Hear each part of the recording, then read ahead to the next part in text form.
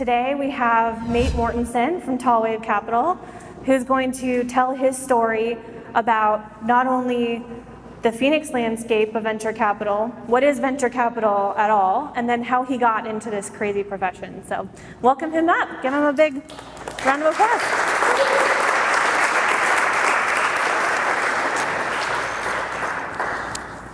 Awesome. All right, so this is Nate Mortensen, everyone. I'm big and scary. Yes. All right. So for those who don't know, what is venture capital? What does that word mean? I think it's thrown around a lot. Yeah. So how many here know what venture capital is, or at least heard the term? Okay, so most of you. So venture capital is just one form of raising money. I think if we keep the startup context here, as a company, sometimes you run into issues where you need to grow faster than you have the resources for, so you go ask people for money because you can buy more resources with money. Venture capital is one form of that type of money where we have things called LPs, or limited partners, pool their money together. So these are either retirement funds, endowments, family offices, or high net worth individuals. They pool their money together to be managed by something called a general partnership. And that general partnership is usually what the fund is called. So our general partnership is called Tallwave Capital, and we manage a pool of investors' money.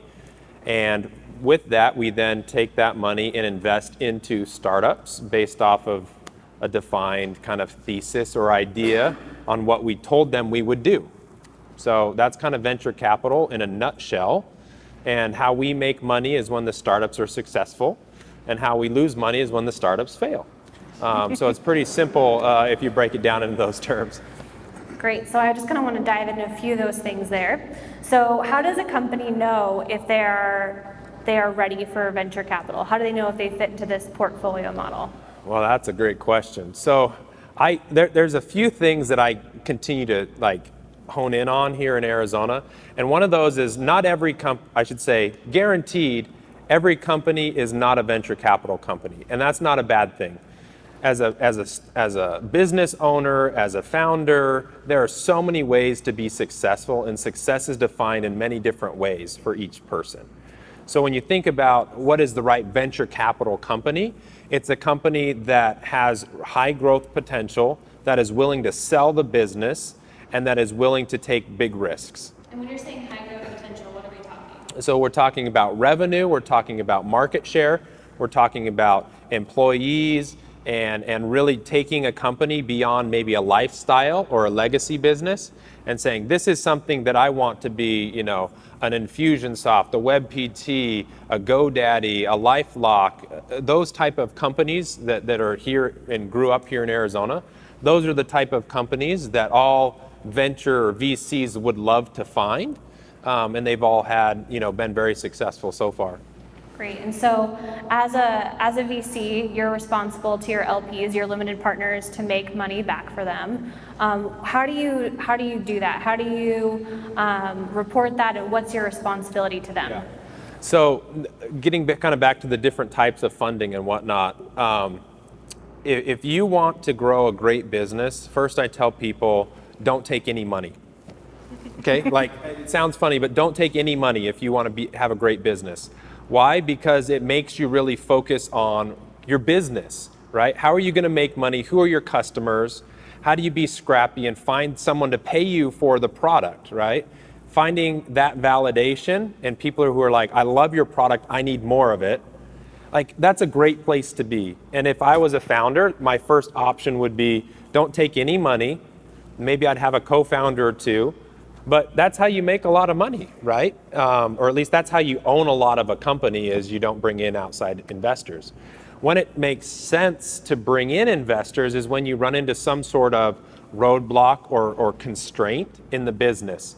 In other words, I've got 50 customers that all want to come live next month, and I don't have anybody to help service or onboard them or support them. I know they're all going to be upset. I better bring in those resources before I have that revenue or that cash. That's when you start bringing in more money. At least that's how I think about it, right? How about venture capital? How do we think about making money?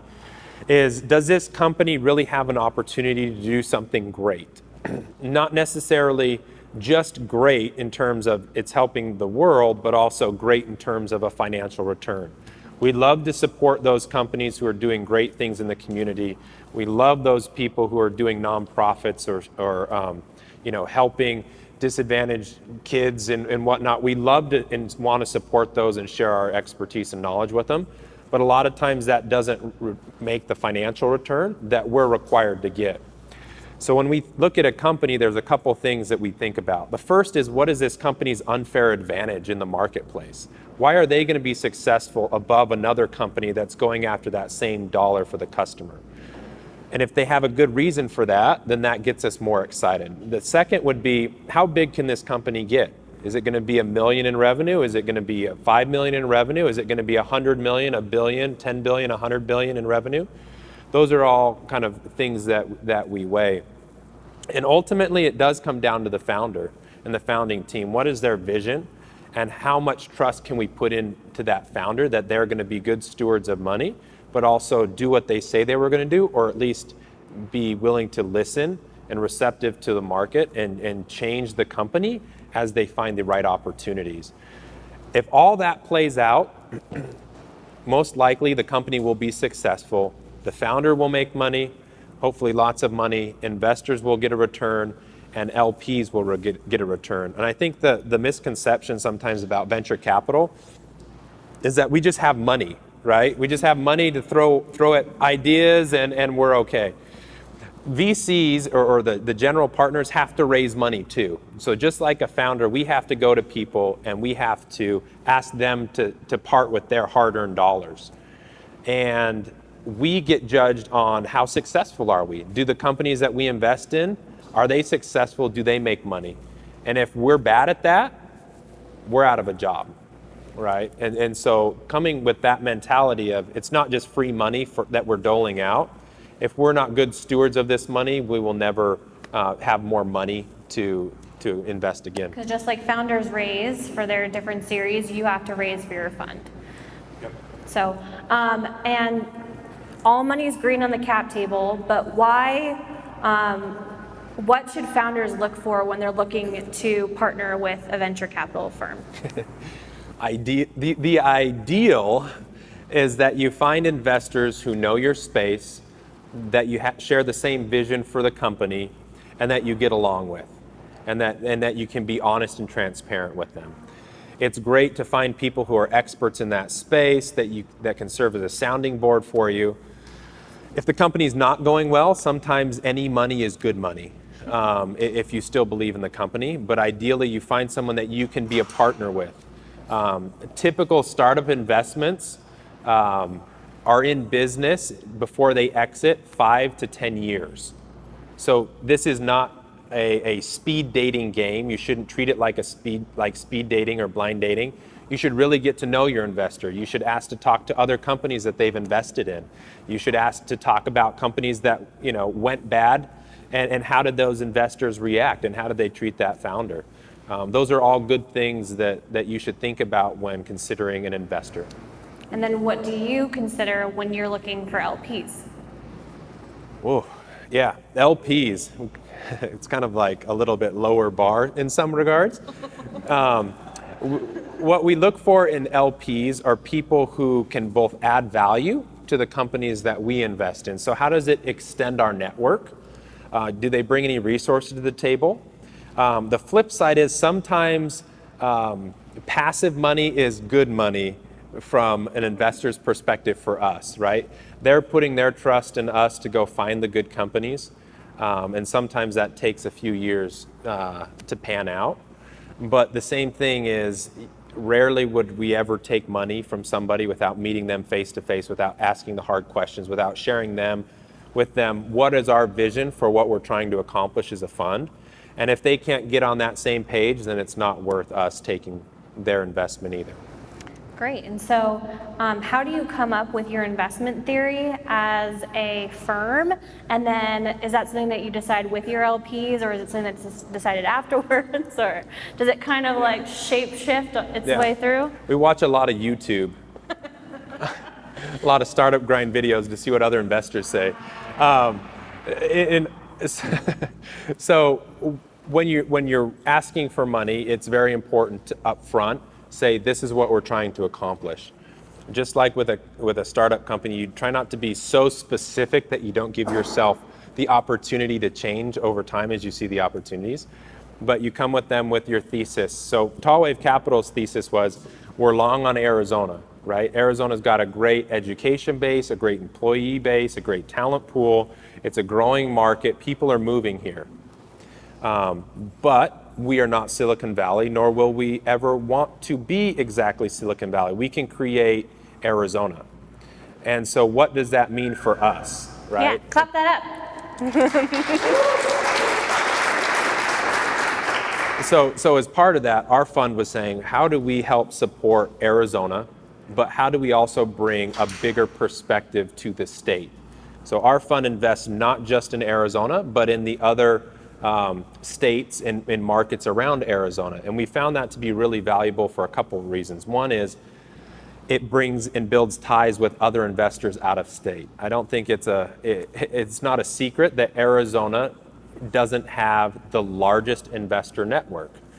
That is changing, and it will still take time to change, but there are things happening here. So bringing other investors into state was part of our thesis for setting our fund, as well as we get to look at all these other companies outside of our state. There's been many times where a company in Arizona will pitch to me and they're like, we're the only one doing this. And I'm like, are you sure you're the only one doing this? If I Google it, will I find anybody else that comes up? And after the meeting, I'm like, okay, they don't know their market, because I've seen a company doing the exact same thing, going after the exact same market, targeting the exact same customers in every single state that we look for deals in. So right there, that's kind of a knock on the credibility of the founder, that they haven't done their homework. And that also helps us have a better perspective to help the companies here in Arizona to say, okay, I hear what you're saying, and go check these 10 websites and tell me really how you are, what is your unfair advantage against these other companies? And I think diversifying your portfolio in that way gives you a little bit more, gives you kind of like the hands in other companies as well, because there's probably market potential even amongst your portfolio of certain companies that would be prospective customers of other companies. And it's very easy for you to make those introductions and then just make that portfolio even more successful based off those introductions. Yeah, and I can't underestimate, and maybe I was a little naive when I first got into venture capital, but how important networks are. The local network, the network outside of the state, the network between CEOs, the network between investors. Business is still a place where relationships matter. And although some companies can get by without developing that relationship, it doesn't last very long. You have to develop a great relationship with your customers, with your even competitors, with your strategic partners, with your investors across the board. So how did you build your, let's actually take a couple steps back here. Okay. How did you even find out about like venture capital? What was your career path? Because I don't think it was like the first thing you looked into. No, so it was funny. So how many of you grew up in Arizona, born and raised? Okay, so maybe half. So I'm like, I guess it's a fourth generation Arizona native. Right? So my great-grandfather taught at ASU before it was called ASU. Right? He was a biology teacher. My grandpa went to the same high school I went to and went to ASU, and then so anyways, I've been here a long time. And my dad had a custom home construction business growing up, and went in my office school in the summer. So today is a great example of how you don't want to be in that line of work your whole life. At least I didn't, right? And so I told myself, I set my bar pretty low in retrospect. I told myself, when I grow up, I want a job where I have air conditioning and paid vacations. And that was it. And I thought, okay, now looking back, I'm like, okay, that's pretty much most jobs, except in startups. So I went to ASU undergrad, studied business, finance, came out of school and worked for a few of the local public companies here. So on Semiconductor, Do you not say it finance? What's that? Do you not say it finance? Finance. finance. Okay. Sorry, I'm Okay. making cracking a joke. That's funny. So 'Cause I've been corrected so many times by I was finance talking. majors. I don't care what you call it. It's the same degree. I was talking with a startup founder the other day, and he was teasing me because I said milk, and he's like, "No, it's milk." And I was like, "Yeah, it's milk." E versus I. Anyways, sidetracked. Whatever, this is casual, right? So came out of school, worked for On Semiconductor here in Phoenix. Then I went and worked for the Boeing company out in Mesa right around 2008 with Iraq and Afghanistan wars on their Apache helicopter program, which I thought was like so cool, right? You see these attack helicopters flying in and out. Every day you can walk the production line. It was really cool. Then I worked for First Solar here in Tempe, which is another good local story, 4 or 5 billion revenue company that started right here in Arizona in their corporate finance group. And after working for those 3 companies, I realized I love business. I crave a little more flexibility and creativity. And so the option then presented itself, what do I go do? Do I try to go back to grad school? Do I go try to find a startup? And for me, the right decision was take a step back, level set, and go find the industry and the job that I would really, truly enjoy doing. And so I went back to grad school at BYU. They ended up having a student-run venture fund where they had $5 million that they would co-invest. In other words, they would invest alongside other venture capital funds. And that's how I kind of got my feet wet, doing deals with other VCs. Then I started working part-time for a fund in Utah. And then I won't call it luck, but it was just good timing. The Tallwave Capital Fund had just closed down here in Arizona, and Jeff Pruitt, who is the managing partner on the fund, sent an email kind of blindly to this fund saying, do you know of anybody else that would be a good fit for this type of role? And the manager looked out and said, Nate, you're from Arizona, right? I'm like, yeah. You're like, I think you're the only one I can recommend to go back to the heat, because he had lived here for a few years. So I sent my email over to him. We had a couple phone conversations. And then I think what's interesting, and this might relate to a lot of different careers, but I had an opportunity to just kind of let the process work its way out, or kind of take the bull by the horns and say, if I want this, I'm going to get it. And so I had a phone call with him, a couple other calls, and then I said, you know what? I'm not going to work for somebody until I meet them in person. You're probably not going to hire someone until you meet them in person. So I'm going to fly down, and we're going to meet and do this the right way. And this was like on a Wednesday or Thursday. And so we set a time for that next Friday. Say, okay, great, we'll meet in person. And I said, oh, great. I don't have a ton of experience doing this, so what am I going to go talk about? So I spent basically the next 4 or 5 days over the weekend, and there was a holiday weekend in there, and I think I drove my wife crazy because I wasn't home for like 3 or 4 days straight. And I put together a strategy of, if this was my fund, this is exactly what I would do. Here's the research behind it. Here's how I would deploy capital. Here's how I'd expand the networks. Here's how I would look on deal sourcing and all that stuff, trends and exit analysis on the space, and I put it in a package. And then when I flew down here, I went over to like Kinko's, I don't know if they still have those, FedEx, wherever they do printed color copies. And I printed it out in color, I bound it, and I showed up to the meeting with two or three copies of this. And as a starving student, I was like, oh my goodness, that was expensive, right? Like $20 a booklet? Like, that's insane.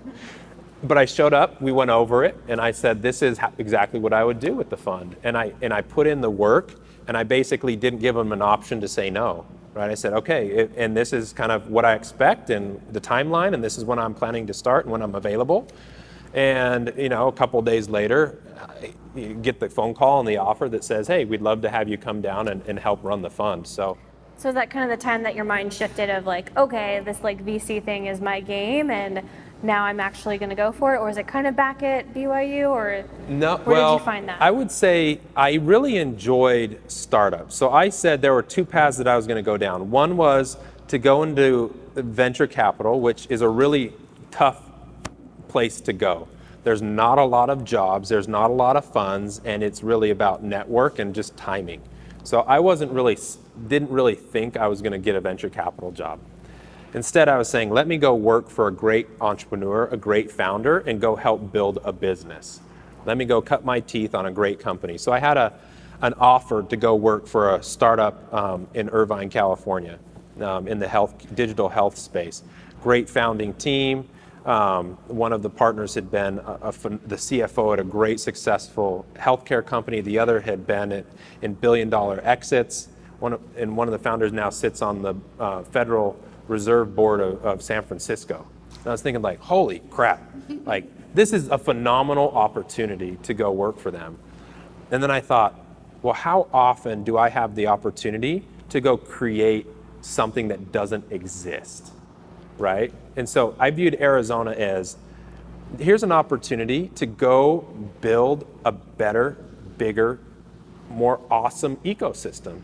There are investors here, it's great, but how do we take it to the next level? How do we put Phoenix on the map for venture capital? And that's kind of the vision on what got me excited about this job, was I can go be successful in this, I can maybe be successful in venture capital, it's never a guarantee, but how much fun would it be to go try and build this? Very cool. So, yeah. So what do you see as exciting about the Arizona ecosystem when it comes to startups? Yeah. First off, I mean, there's people here, right? Like, there's people in the room. People are interested about Phoenix and what's going on. And so a lot of that is a credit to everybody in this room, everybody that's involved, the sponsors, right? Like the 3 sponsors who spoke here, they're all doing amazing things for the ecosystem, right? Coplex, Hulkuri, Osborne Meladon, ACA is another great catalyst, and it takes a village, right? It's not one fund, it's not one law firm, it's not one startup. It is a group effort, and the challenge is the progress is not linear, right? It's not like, great, one company gets funded, next month 2 will get funded. It doesn't go like that. This ecosystem has to be built on outcomes, which in real terms is money, right? Returns, exits, M&A activity, mergers. Like that's what will build a more robust ecosystem. And that takes time, right? But why am I excited about it? It's because there's a lot of activity. There's a lot of people who are interested in learning. There's people trying, right? Half the ideas in this room are gonna fail. I'm sorry, but that's the truth. And Probably more than half. Yeah, I was being nice, right? I'm not going to be nice. But that's not a bad thing, right? If you realize it's going to fail, cut your losses, write down everything that you learned, and don't repeat the same mistakes. And that's how you get better. You also get better by working in great companies, learning from great people. And so don't underestimate the value of working for a great entrepreneur who's been successful, or building a skill set at another company, and the whole time thinking, what can I learn, what can I learn, what can I learn, what can I learn? And I think all of that activity, everybody's effort, over time the activity turns to outcome, right?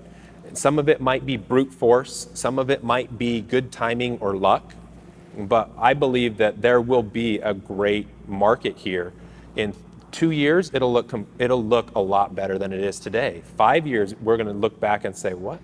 Really? We were at that point one time? Like, holy cow, look how far we've come.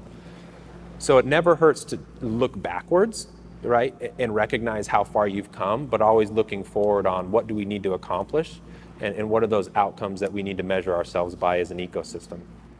So you talked a little bit about going out, building your experience. You also talked about one of the main thesis of your portfolio is to bet on the founder, which I think is it's a commonly shared idea. But what makes a great founder to you? What are things that if some of these founders that are out in the audience right now and they're looking to build up their skills, what are the things that you want them to be thinking about? So one thing about startups and investing, there is no shortage of opinions, right? Like how many people in here have talked to somebody about their business, then went and talked to another person and got 2 completely different recommendations, right? Like it happens all the time. It's not bad, but a founder has to have a compass on where they want the company to go. They have to be true to themselves as an individual. So trying to remember all 3 of our founder criteria, and I can probably get 2 right, and one's probably close enough. But one of them is soulful individuality, right? This founder knows who they are, what they're trying to accomplish. They're not going to be swayed by everybody's opinion. They know what they're here to do. They're receptive to coaching and input, but they aggregate all the opinions and input and say, based off of all this, I'm making this decision for the business. So soulful individuality is one. Creative hustle is another. You're going to fail. You're going to fail all of the time. You're going to fail multiple times a day, and that's okay. But you have to be able to get up, figure out how to get around that roadblock, get through that brick wall, and have that hustle about you, right? Like being creative. And I love to hear when founders come in and pitch about all the ways that they've been creative and hustled to get to this point. Like, how did you get your first customer? Well, actually, I just stalked him until he said yes, right? Like, I've heard that. And to me, that's completely fine, right? You know, like that's what I want to hear is people who are super passionate. What I hear is that you advocate stalking. I'm not advocating stalking, but passion and persistence goes a really long way for what we're looking to do. And I'd say the third one, which is not our core tenet, but it's just coachability, right? Being human, in a certain dosage of humility. It is very healthy for every founder, right? Because you need to be able to learn, and you need to be able to listen to both customers, the market, your employees, your investors. No one's ever 100% right? I don't think you can say it's always black and white. There's a lot of gray out there in business, and you have to be willing to listen to those who are either experts in that space or learn who to trust and listen and be receptive to their opinions. So what do you think? Are those qualities just in someone, or can they be learned? So those ones that I answered, I think everybody can learn them. How those are manifest is different for every person, right? If we look at our 15 plus CEOs, there is not one that looks alike. And they each have different backgrounds, and they each have different personalities. And we love that. We don't want the same people doing the exact same thing. And so that's the beauty of startups and companies, and as a person is, guess what? You can be you, and you can be successful in what you are set out to do. It might not be this company, it might not be the next one, but there is a way for you to be successful because there is only one of you, and there has to be the right company for you. And you have your insights, and absolutely you can learn, you can be coached, you can gain these skills, but what you can't teach is I would say what you won't have patience for, right, are people who don't want to listen. That is the biggest turnoff for us when we kind of push back during pitches, because we're testing, right, to see how receptive they are.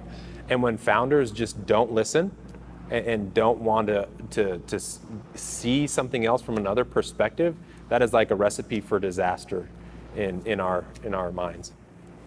So just take us kind of through what is, for those of you out there that have never been in a VC meeting before, have never pitched for capital, what does that process even look like for someone? How do they approach you, and then what do the first meetings look like? What do they need to prepare? What does that look like?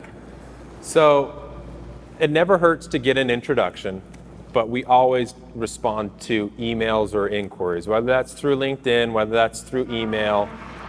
So first off is reach out. That's the first step, right? Reach out. If you can find an introduction somehow, that's great. The way our fund works is at the beginning, when we first got kicked off, we would take an hour meeting with everybody, right? And over time, we just run out of bandwidth. And part of that is we now are in over 15 companies, and those companies are kind of our first priority. Take care of those that we've deployed our money into, right? They are the ones that we are helping to get a return for our investors. So that is where our priority needs to be. But that doesn't mean we still won't talk to you, right? So our process is usually, if there's an email, we ask for you to send a deck, an executive summary, a link to your website. If you have a video that explains your business, that's super helpful. We'll look at all of those emails and we'll provide some feedback. your company might not be the right fit for every VC. So knowing what type of companies does that investor invest in will save you a lot of wasted time and a lot of empty emails. But then you might get a meeting, right? So we try to do 30-minute phone calls, and then we'll do an hour-long meeting if you progress to that point. So if you come to a meeting with a VC or a phone call, try to have explained your business to multiple people before the phone call with the investor. Find somebody on the street, in the grocery store, and say, do you mind if I can pitch my business idea to you in 2 minutes? And if they don't get what you're doing, the chances are investors won't either, right? I think the worst is when someone pitches it to me and I say, are you kind of like this? And they're like, yes, exactly. And the aha moment went off for them, but to me, that was kind of a downer in that, okay, I don't think they even understood what their business was. So understand your business practice. Be able to articulate how you're going to be successful. Know your competition, right? Don't come in with your blinders on. Do a Google search, right, with the keywords of what you're trying to do and see who pops up. And then have a very clean and crisp story. It's a lot about the story. Startups are hard. You'll get tired of it. But what is that passion? What is that story behind it that will keep you going? And if you come with that and you're a reasonable person, you will have a good conversation. It won't necessarily lead to investment, but you will come away having learned something about your business and about the process. And that's how I would approach meetings with investors, is go into them thinking, what can I learn, right? What can I learn? How can I articulate my business and know what your ask is, right? What are you asking for? Is it investment? Is it mentorship? Is it just a friendly, hey, I want to let you know what I'm doing. What advice do you have? Know what your desired outcome is before you go into the meeting, and make sure you get that. Great. I just want to kind of tack on to the whole tell your pitch around. Just because if you get tired of telling that pitch around, and before you even get to the door into venture capital, you're in for a ride, because your entire business as a founder is going to be telling the story of your company over and over and over again. So that's I'll just back you up there. That's really, really important. And the other thing is, just in terms of percentages, we look at over 500 deals a year, and that's a mix between Arizona and outside the state. And those are just the ones we track. And on average, we're investing in about, I'll just say less than 2%, right? Some cases it's less than 1% in a given year. So those are the numbers, that's the reality, and most funds are even less because they have more resources to go find companies to look at. But the good news is there are multiple investors out there, right? You only have to find one or a few that say yes, right? And that's what you're hunting for. It's kind of like the scavenger hunt, right? Is you're going out there to have these conversations, try to get to a no as fast as possible, because that'll save your time, save your energy, and that'll allow you to spend that looking for that one who will say yes. And at some point, if they all say no, then you have to look yourself in the mirror and be like, okay, is there a pattern here, or do I still need to push forward and find that one yes? Cool. So I kind of talk my startup founders through this, and Tallwave is kind of no exception. They're kind of a startup, and they've grown up a lot. How old is Tallwave as a fund? Yeah, so Tallwave as a fund, we closed the fund in October 2014. So we call ourselves a 2014 vintage fund. That was the year that we started deploying our capital. So we're about 2.5 years old. Okay. Is just one fund, or is this your second fund? Or? So we're on fund one. It's $13 million. We're focused on B2B software companies in Arizona, Utah, Colorado, and SoCal, with a few other opportunities sprinkled in there as they come through. Perfect. What are the low days of being a venture capitalist? What is ugh, yeah, this day sucks. There's a few of those every day. I should say there's multiple times a day sometimes. What sucks about being a venture capitalist that I didn't realize is telling people no, and telling people no a lot, right? 500 companies come in, you only get to say yes under 10 times a year, like that kind of sucks, right? Like, hey, sorry, it's not going to work out for these reasons. I mean, that at first, that was hard for me, like typing those no emails. And I mean, it's tough, right? That part kind of sucks. The other part that sucks is the more companies you invest in, the more problems that come onto your plate, right? I didn't realize how much you are there to be a coach, a mentor, a cheerleader, a shrink, right? For the startups, for startup founders, for employees. Like you inherit a lot of problems, and you're looked to for the answers. And a lot of times we don't have the answers either, right? And that's kind of hard. And I think the hardest is when a founder finally realizes, I've tried everything and I can't get this business to be successful, right? And losing money is not a fun thing. It should never be a fun thing. It should never sit well with anybody, but it happens. And I think that's why you need to have a great relationship with whoever has given you venture capital, because the sooner you tell them that those problems are coming up, there are more resources they can help throw your way than like, oh no, I have 3 months of runway left, like help me scrape up some money. Yeah. The worst time to sell a business is when you're out of cash. Best time to sell is when you still have cash. Yeah, perfect. So I'm going to start 21 questions here in a second. I have one more question for you. These are going to be so much fun. Don't worry, so they're supposed to be rapid fire, but I feel like I always get curious and it turns into a whole conversation. But we'll have Q&A afterwards as well, so please get your questions ready for Nate.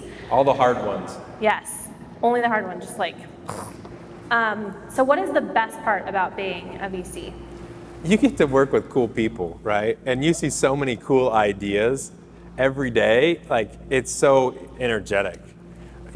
That's the best part, like working with people who have ideas and passions and are going for it. All right, here we go. All right, I don't know, I've never seen these questions and I don't know what she's about to ask. He hasn't. So I don't know what my answers will be. Well, they're gonna be really hard. Can I say, like, get 2 like mulligans or passes? Okay. Yeah. Okay, cats or dogs? Dogs. So it's so hard. I have chickens too. Sushi or tacos? Oh, probably tacos. Okay. Favorite app? One that's not in your portfolio. I was gonna say Gmail because I'm on it all the time. I love it. That's a lame answer, I know. Your favorite operating system? Like Mac or PC? I'm a PC guy. I like full Excel functionality, thank you. Whoa. But I do have an iPhone. All the apps are mostly developed on iPhone, so I couldn't like use half of them. So I had to get an iPhone. His due diligence. Yeah, it's all due diligence. Your favorite holiday? I can tell you which ones are not my favorite. I think Thanksgiving, because there's football and food. Oh, okay. So tell us your story about, you played football in college, right, at ASU? Yeah, quote, played, okay? So, yeah, so I went to ASU and decided I would play football. I went through a first year and redshirted. Do you know what redshirted means? It means you're the practice squad. And as a quarterback, that means you're the tackling dummy, okay? So there was this guy there by the name of Terrell Suggs who played defensive end on the other side of the ball, and I was the tackling dummy. I don't think I got any concussions, but I can't remember.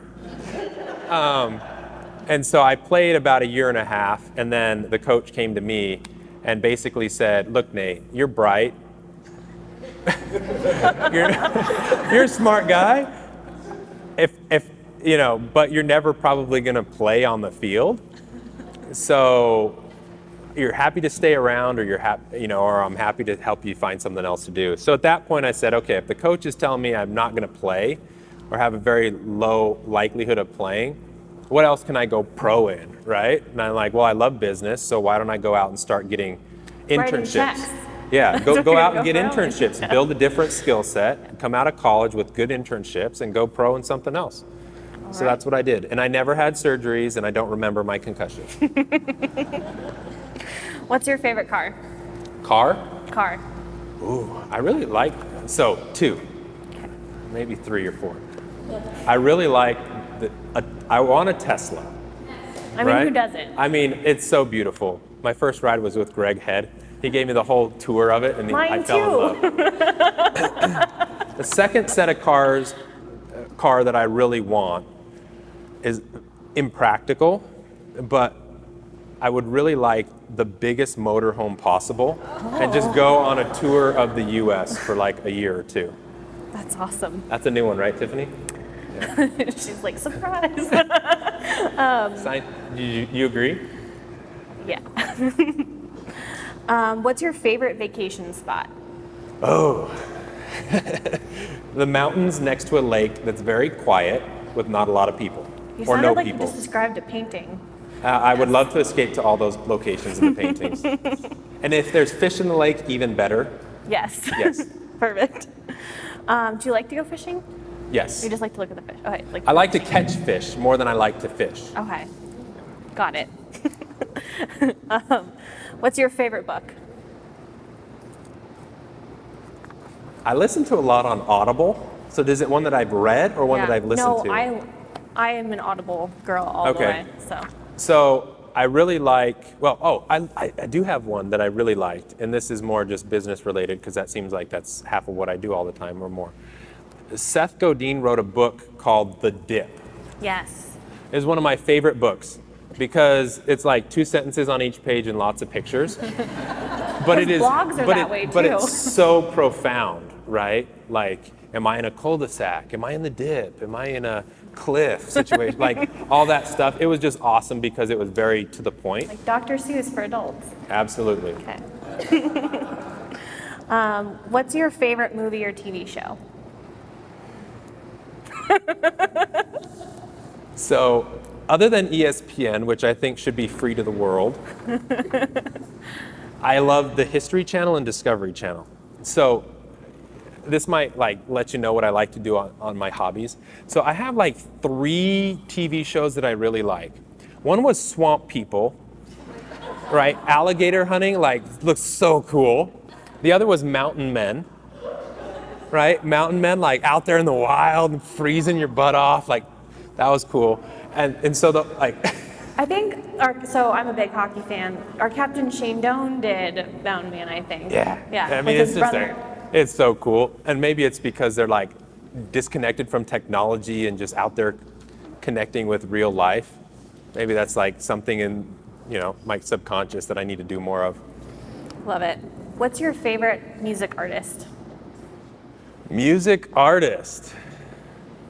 Oh, that's a tough one. Most of the music I hear in my house comes from either my wife, my daughter playing the piano, which she's actually pretty good at, my son not as much, and then my youngest daughter sings everything. So between all of that, So I bet Frozen was a big hit. in your Oh yeah, house. Frozen was big. Moana was memorized the first time they saw it. So my favorite artist is The Family. I know that's cliche, but that's mostly what I hear. I love it. The music is all around you in your house. Oh, that's so sweet. What's your go-to karaoke song? So this is kind of the past. So my wife, who's sitting up there, we met in college, and she was getting her degree in vocal performance. I was never a singer, and so I said, if I can't be it, I will acquire it. So I married my karaoke buddy, and so she is the karaoke one in the family. What's your go-to karaoke song? Girl in 14G. I'm calling Tiffany out right now. So have you seen Kristen Chenoweth? So she has a song that's called Girl in 14G that's a mix between jazz and opera. She does an awesome rendition of it. Nate likes to sing it in the shower. I don't do karaoke, but I do Yeah. shower singing all the That's time. awesome. Yeah. That's just as good. Okay. Yeah, I'm not on. I'm doing a really good job at doing rapid fire questions. Yeah, it's not very rapid, sorry. Do you collect anything? Startups? Startups, if you ask my wife, I collect a lot of junk.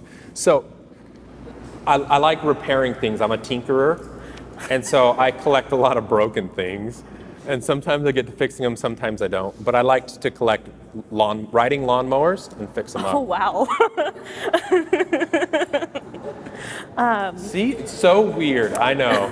Yeah, it's my third car. Which is going to lead right into the next question. Do you have any unusual skills or talents? Unusual skills or talents. I am a tinkerer. Yeah, Like if it's there we broken, go. I'll fix it. And if it's already broken, then I can't break it more. Also a good skill in a venture capital partner. All right. What's your top strength in business? I don't know. Top strength in business. So like I talked about earlier, I think being able to communicate is important. So I think just being able to talk to people has been the most valuable skill for me. What was your first job? Mowing lawns in the summer. Oh, wow. That must have really sucked. Yeah. And I'd say that's the second one. The first one was picking up rocks when I got in trouble. Oh, wow. Putting them in buckets. But mowing lawn, I actually got That paid was a for. really effective chore. Oh, taught me how to work. What profession other than your own would you attempt? Ooh. Yeah. So if I could do anything, I might go be one of those mountain men that live off the grid. I'm like, how cool would that be? Like, hey, if you're going to try something, as long as you don't die, it's got to be a profound experience. Yep. I don't think I'll make any money at it. What is the best compliment someone can give you? Thank you? Is that a compliment? Yes. Sometimes. For some people it is. Yeah, Yes. depending on the tone. Thank you. A You're cause you're welcome. passionate about. What's A that? cause you're passionate about. So there's multiple causes that I'm passionate about. I think one of them is helping people like get on their feet, right? And I think that applies to a lot of us in this room. Is a lot of times we might be knocked down, right? But how do you find and get back on your feet? That comes in lots of different ways, but that's something I really enjoy doing. Who are 5 people, alive or dead, that you'd like to have dinner with? Ooh.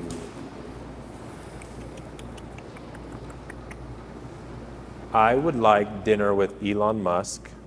He's amazing. Steve Jobs, just because I want to see if he's really like that in real life.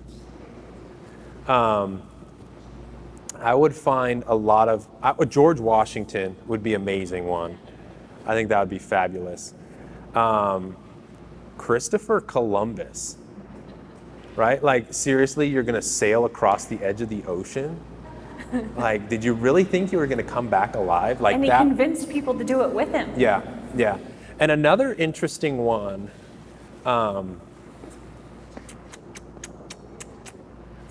you know, I would have to decide between like someone like Rosa Parks, who like really moved an initiative forward.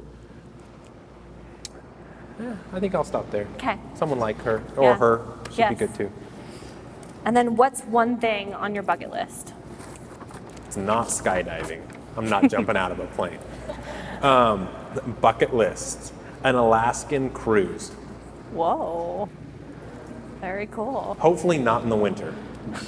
You can take your like RV and then just like, Drive it on the boat and then drive get around on the Alaska. boat and go. Yeah. All right, cool. So now it's time for Q&A. So got brother right here. So if you have a question, just go ahead and raise your hand. All right. Hello. So you mentioned earlier about how the vision for Phoenix is to use the next 5 years really changing and really becoming a lot more significant. You're talking about that in all venture capitalism and the industry sector earlier, but do you ever, when you're talking about this with different people, maybe different leaders in different sectors in Arizona, who are other people that share that vision, but maybe in just different ways, to see Phoenix really become powerful to really cool place to Yeah. Well, I think Phoenix is already on the map for many things. Hospitality is one. We put on great events. We have great weather.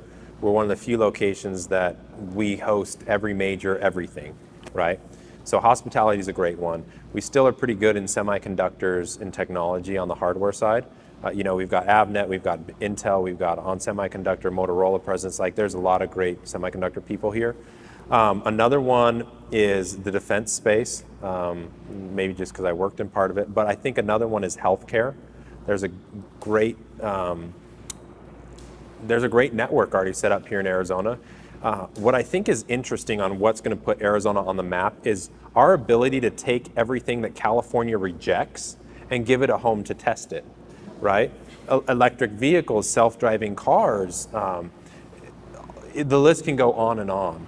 I think and we've done a good job as a state to bring in that innovation. And as we continue to do that, it just draws more attention in a positive light to what Arizona can become, and that we want to be the hotbed of testing, right? The hotbed of innovation, not just because it's hot outside, but because we're actually very receptive and open to testing new ideas is a market and is a metro area.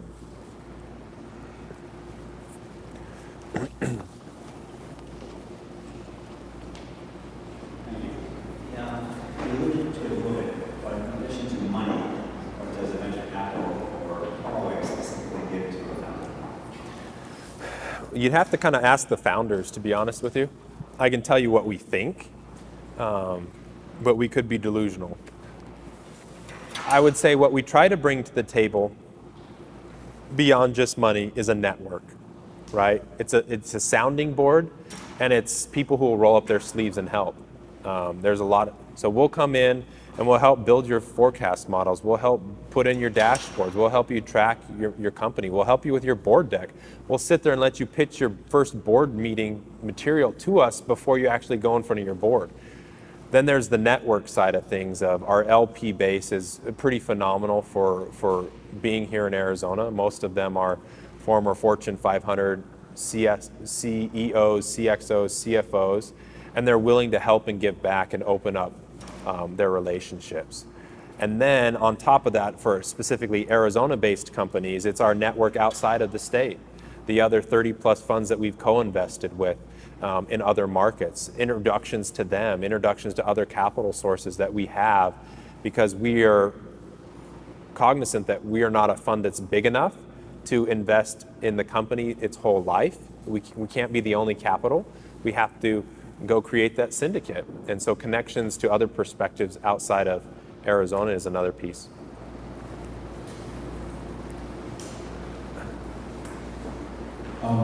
Just a little bit about your relationship with your LPs and how much time you spend vetting deals versus going and raising your own capital, putting your presentations together, building your network, and how is that relatively new? Yeah. So raising capital is harder than you think, but if you've ever tried to raise capital from investors, you understand it, right? Venture funds typically raise capital every 2 to 5 years, right? So you go raise money for 6 months if you're good at it, 3 months if you're super amazing at it. Most funds take 12 to 18 months to raise their fund. And then you spend the next, let's say 3 to 5 years investing that money. And before you run out of money to invest, you're back in the fundraise cycle. So every roughly 3 years, you're back in the market trying to raise money. And as a fund one, and being that we're less than 3 years old, we don't really have a full track record of success. So that is also a challenge in raising, is what is your record been? But typically every 3 to 5 years, you're back in the market.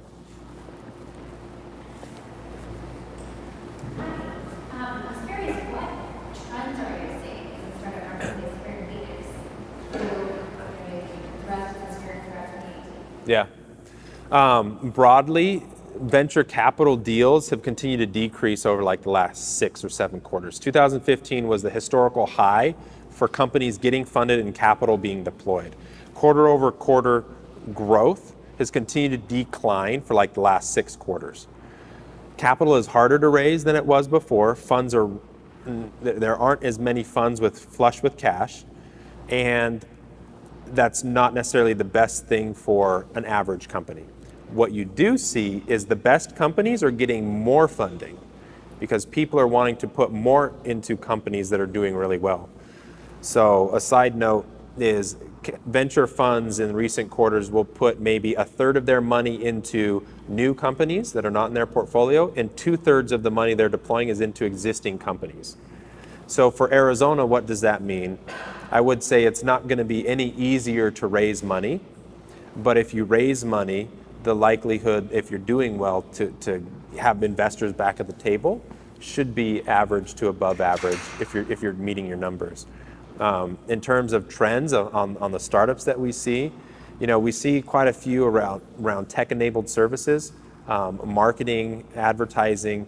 I think what's interesting about Phoenix is that whole smart city thing. How do we build a smart city without relying solely on hardware? I think that's a really cool thing, is always pushing entrepreneurs to think about, how do you do this without hardware, right? How do you do that without the box? And so that's kind of what I thought.